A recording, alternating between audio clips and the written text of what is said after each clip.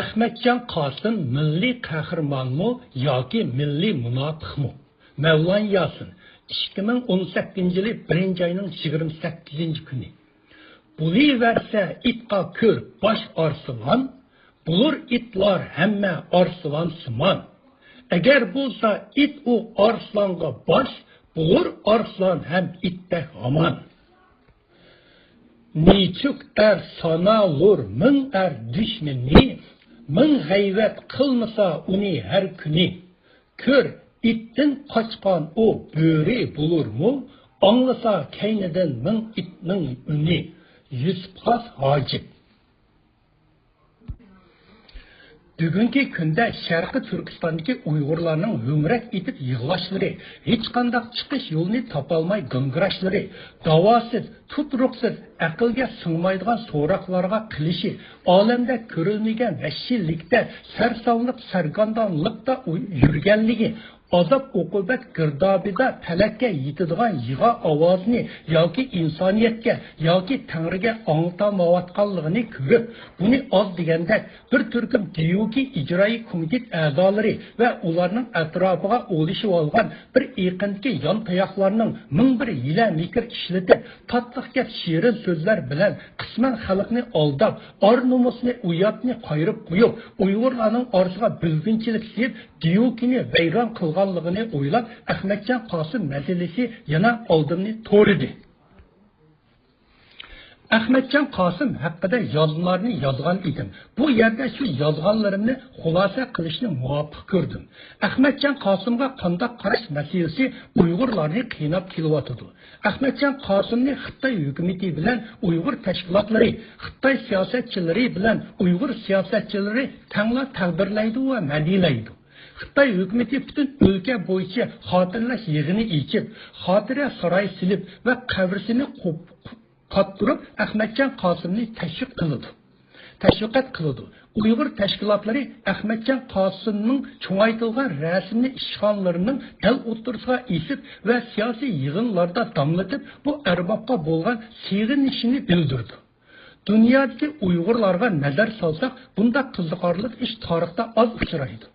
Dünya sahnesida bir-birisi bilan qon kechib shiddatli urush qilayotgan Uyg'ur tashkilotlari bilan Xitoy hukumati o'rtaq til topdi. Har ikkilisi Ahmetcan Qasımni o'zlarining sevimli o'g'loni deb tashviqat qildi va madilaydi. Uyg'ur tashkilotlari va Uyg'ur faoliyatchilari Ahmetcan Qasımni Sharqi Turkistonni mustaqil qilman deb o'ylagan va niyat qilgan, Sharqi Turkistonni mustaqil yo'liga yetaklagan, Sharqi Turkistonning mustaqilligi uchun kurash qilgan va qurbon bo'lgan deb tushunadi va yozadi. Lekin bu tushunchaning hech qanday tarixiy asosi yo'q. Bu faqat Uyg'ur faoliyatchilari o'zlarining go'zallik tuyg'usini tarixiy haqiqatga aylantirib olgan. O'zlari o'ylab chiqqan vatanparvarlik 50 ming tillarni Ahmetcan Qasımga choplagan. O'zlari ishlab chiqqan g'irim buyumlar bilan Ahmetcan Qasımni zinnatlagan. Yarashmag'iniga qaramay o'zlari tikkan vatanparvarlik tonni Ahmetcan Qasımga kiygizgan. Paket munozirdan ustun, haqiqat o'zgarmas joyil narsa, tarix Ahmetcan Qasımning mustaqil Sharqi Turkiston qurdigan niyatining borlig'ini ko'rsatib berolmaydi. Ahmetcan Qasım hech qachon mustaqil bo'lmas degan o'yda bo'lmagan, mustaqil bo'lmas deb notiq so'zlamagan, mustaqil bo'lmas degan mazmunda maqol yozmagan, mustaqil bo'lmas degan qarorga kelmagan, mustaqil simvoli bo'lgan ay yulduzli ko'k bayroqni ko'tarib mangmagan. Ahmetcan Qasım hech qachon Sharqi Turkiston bilan Jungo bo'lsa, ikki ayrim davlat degan qarorga kelmagan. Aksicha, biz bitimga imzo qo'yish bilan birga butun o'lkaning Jungo doirasiga tava ekanligini ochiq aytdi deb yozgan. Ahmetcan Qasım hech qanday davlatlarga elchi avitib, diplomatik munosabat qurayli degan qarorga kelmagan.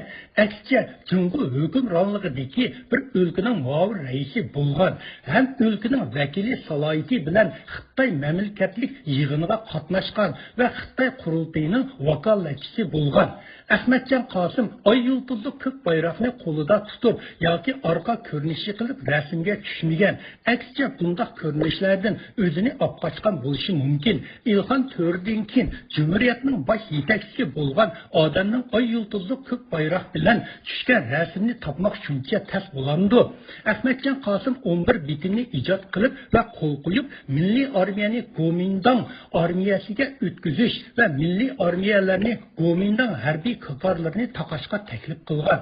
Bu bir 11 bitimning tabiiy natijasi. Chunki 11 bitim Sharqiy Turkiston Cumhuriyetining dunyodagi qonunlik o'rnini bekor qilib tashlagan. Shu kundan tartib Sharqiy Turkiston Cumhuriyeti to'planchilar guruhga aylangan. Buning natijasida o'lgulik hukumatning muavin raisiga tiklangan. İlhan Töre Sharqiy Turkistondan yo'qolgandan keyin Ahmadjon Qosim Cumhuriyetning birinchi yetakchisi bo'lgan bo'lsa-mu, raislik qalpig'ini zodila kiymagan. Chunki Ahmadjon Qosimning Cumhuriyetga qalbi zodi bog'lanmagan.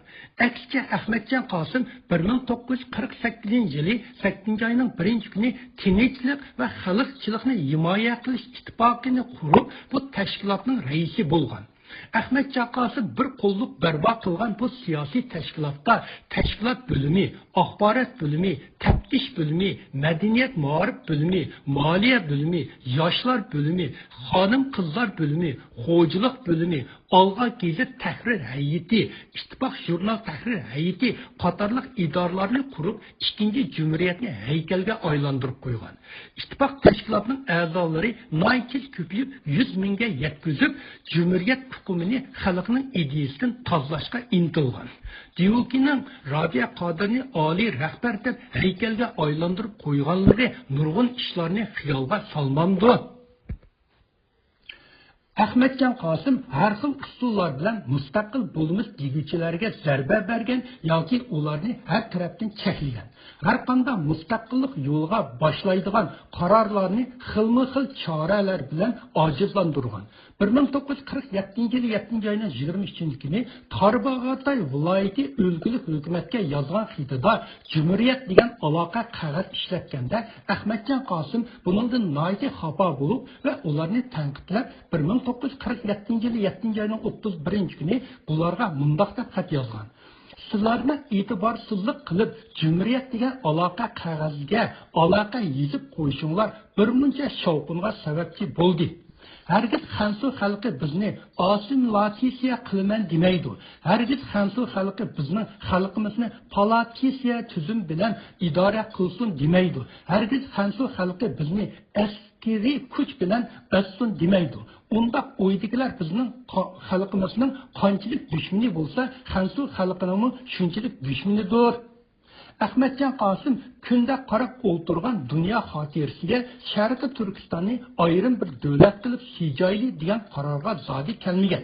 Chunki Ahmadjon Qosim bizning masalasimiz siyosiy masala, jo'g'rofiya masalasi emas degan. Xitoy hukumati Ahmadjon Qosimni Jungoning birligini saqlab, bo'lginchilikka qarshi kurash qildi deb madhiyalaydi. Xitoy hukumatining Ahmadjon Qosimga bergan bu bahosining yetarli tarixiy asosi bor. Ahmadjon Qosimga baho berganda Xitoy hukumati Uyg'ur tashkilotlariga qaraganda paktni asos qilgan. Yuqorida yezib o'tgandan boshqa tuandagi bir misolni ko'rib o'taylik. 1947-yil 17 yanvar Ahmadjon Qosim İttifoq jurnalining 3-sonida xalqaro ahvol va ittifoq degan maqolani e'lon qilib mundoq yozgan. Qo'sh tirnoq. Rost, masala biz kutgandek tugmidi.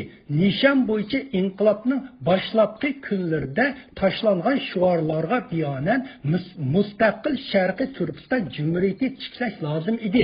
Lekin bitim bu mustaqil Sharqiy Turkiston Cumhuriyetini tiklash masalasini raddagi masaladan ilib tashladi.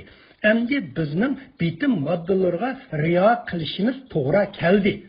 Biz nima uchun g'albilik urushni Manas daryosi qirg'iga borganda to'xtatdik? Bu to'g'riliq ko'p so'zlar bo'lgan edi. Xalqaro, mamlakat өлke ahvallarını bilip durup, koyup suyuqni aralashtirayli, Janub ve Turpan, Kumul xalqlari bilan 3 viloyatda qozongan milliy ozodlik inqilobining qutuqlarini tang bo'lishayli. Xalqimiz bugungi xalqchilik davlatlarda qo'llanayotgan mevlarni qo'llayli degandik. Belki şekilde itibar vermezden mazmunga itibar berayli deb bitim qilgan idik. Eğer bitim to'liq amalga oshirilsa, xalqimiz kutgan umid, talab qilgan siyosiy huquq amalga oshgan bo'ladi. Urushni davom qilish ongsiz tavakkülchilarning dattikomi edi. Ammo biz xalqimizning taqdirini dattikon qo'yishni xohlamadik. Xalqimiz huquqda barobar bo'lsin, siyosatga aralashsin degan umid edi. Bu maqsadga erishadigan atalmani xalqchilik deydi ekan. Buning uchun xalqchilik degan atalmani oldik. Rasmiyatda o'lkaning ismi Xinjiang, bitimdimi shu, vakillarimiz Xinjiang degan nomdan ketmagan ekan. Agar Sharq Turkiston deydigan bo'lsak, urush paraslarga qurol bo'ldi ekan. Urush paraslar ig'vo qilmasin, so'z matbaa erkinligiga biyonan o'lkaning jug'rofiya ismini qandoq ishlatsak-mu, rasmiyatda Xinjiang deylik degan fikr ta'sis majlisida quvvatlanib qaror qilindi. Bu 3 so'zni birlashtirish uchun ittifoq dedik.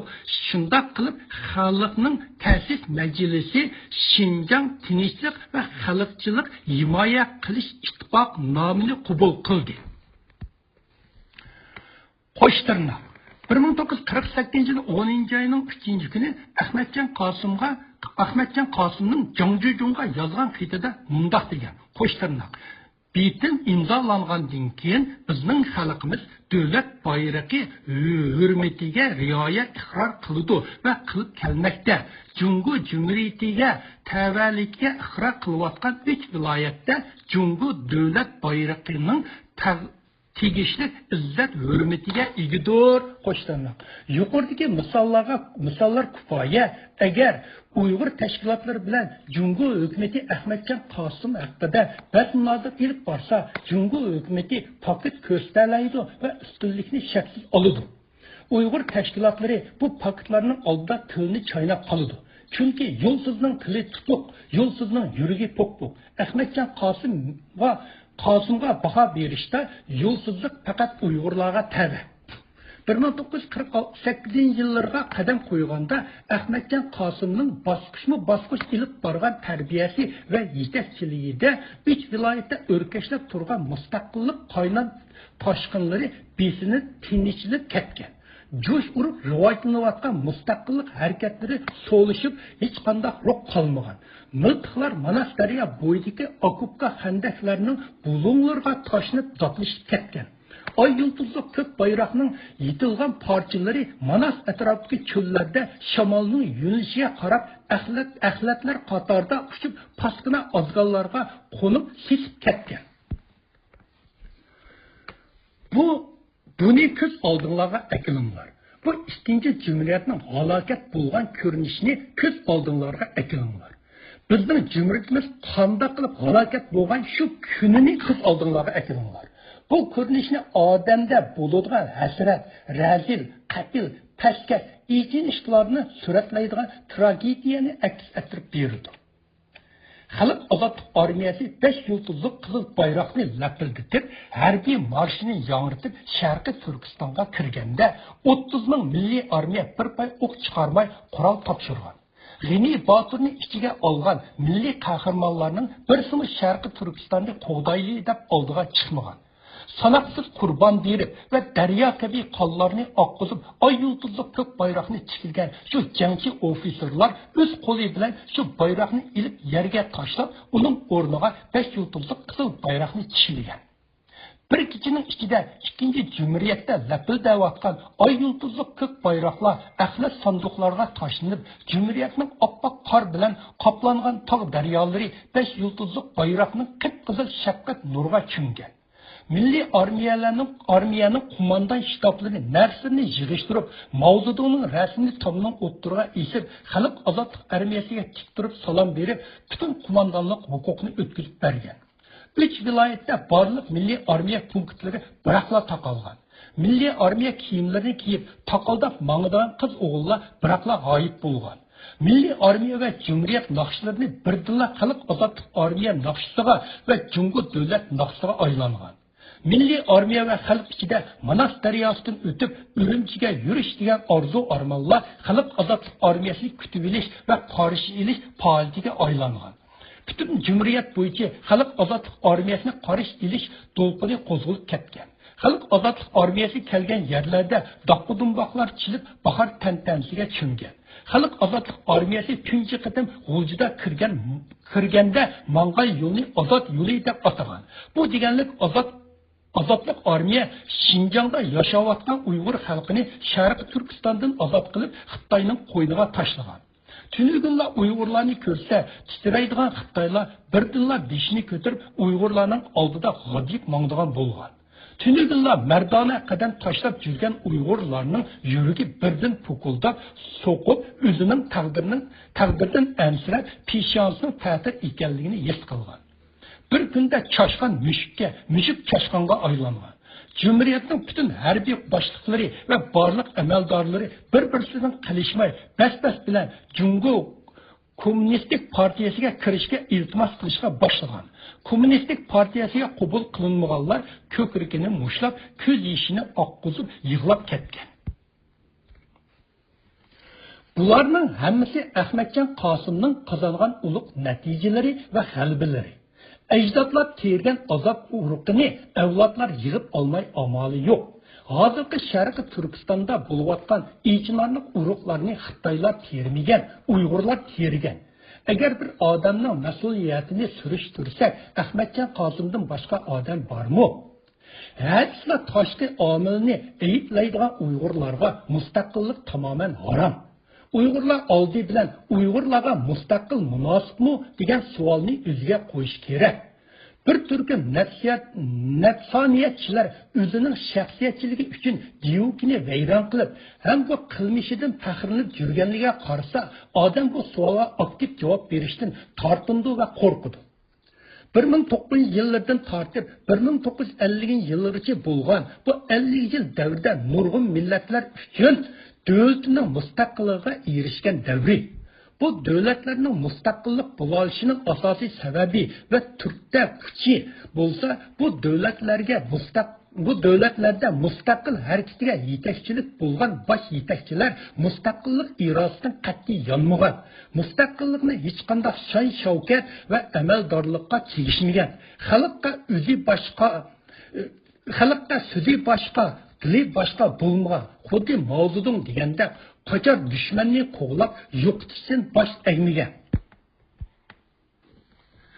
Lekin bu 50 yil davri bo'lsa, Uyg'urlar uchun barliq mustaqillik bo'lish fursatni qo'ldan yo'qotgan davri. Uyg'urlar parlaq nur chochadigan bahorni tashlab, iblisga ayshib qora bo'ron qoplagan zimiston qishni tanlab olgan davri.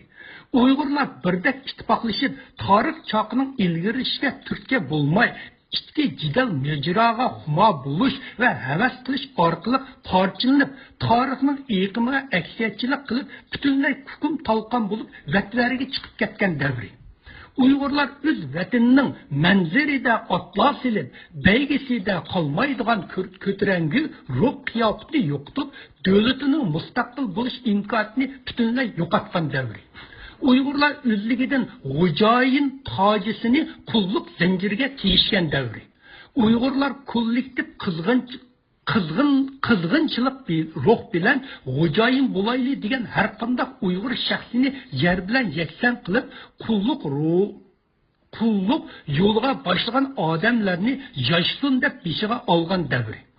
Uyg'urlar shu qulluq zanjirini quchoqlagan peti tarixning bepoyon etigida qum buronga ko'milib yo'qolib ketishni orzu armon qilgan davri. Uyg'urlarning qanday qilib mustaqil bo'ladigan martaba o'rni bo'lsin. Uyg'urlar faqat ichinarlik, miskinlik, razillik, ifloslik, palazlik, izilish, dasilish, oqsoqlik, cho'loqlik, chirkinlik, g'amkinlik qatorliq ruhlar qaynaydigan tosh qozonda mullaq ichtish uchunla mavjud bo'lgan millat. O'zini aynakda bir qarab baxmay, nima degan ichi pushmay tashqi omilni ayıplab zerikmagan millat bu. Nima degan to'xtamay Xitoyni ayblagan millat bu. O'zi qilgan askilikning yomon oqibatini o'zi tortmay, o'zining dishini o'zi yemay, o'zi haqoratga duchor qilmay, onasining haqqi bormi? Bu millatni tarix aziz mehmonlarni boshlaydigan saroyga qandoqmi qabul qilsin? Bu millat faqat o'zi ko'klab, o'zi qurib, o'zi paydo bo'lib, o'zi yo'qoldigan uchun yaralgan millat. Oxirgi fursatlarmi ketar qo'ldan. İnson bir haqiqatni tushunganda, Azroil jon so'raydi chiqib so'ldan, inson bir haqiqatni tushunganda. Oqdi ko'z yoshlari taram-taram. Pushayman ukunishlar bermas oram. Hammasi barbod bo'lur ketar tamom, inson bir haqiqatni tushunganda. Lahatga so'rab turar oyoqlari. Zindonda tuyuladi saroylari. Ne olsa tangdin tolar samalları insan bir haqiqatni tushunganda. Muhammed Tursun Yusuf Nihal. Uyg'urlarning bundaq ümidsizlanib ro'yi tushkun bo'lishi, tez pikib xushomat qilishini sharmanda deb bilmasligi, Uyg'urlar cho'ng umid bog'lagan ziyolilarning butun o'rgangan bilimini o'zini bozorga silib damlatish bilan ovora bo'lishi va tugitib bo'lishi, Uyg'ur davosidan bezor bo'lish kayfiyatining ko'payishi va besim qanchalik qattiq bo'lgan sari shunchalik erkin nafas ilishining bir muhim omili bo'lsa, Uyg'urlarning taqdirini o'zgartib parlaq yo'lga boshlaydigan siyosiy rahbar chiqmaydigan asarlar bo'lib ketdi. Ancha muncha chiqib qolgan yetakchilar Uyg'urlarni azob uqubat girdobiga opirib mullaq atqizib, o'zining manfaati uchun butun Uyg'ur xalqini cho'nqur azob uqubatda yashashga tegishib etgan. Bu yerga kelganda bo'lginchilik qandoq tavlandining ikkinchisini yezish tabiiy bo'lib qoldi.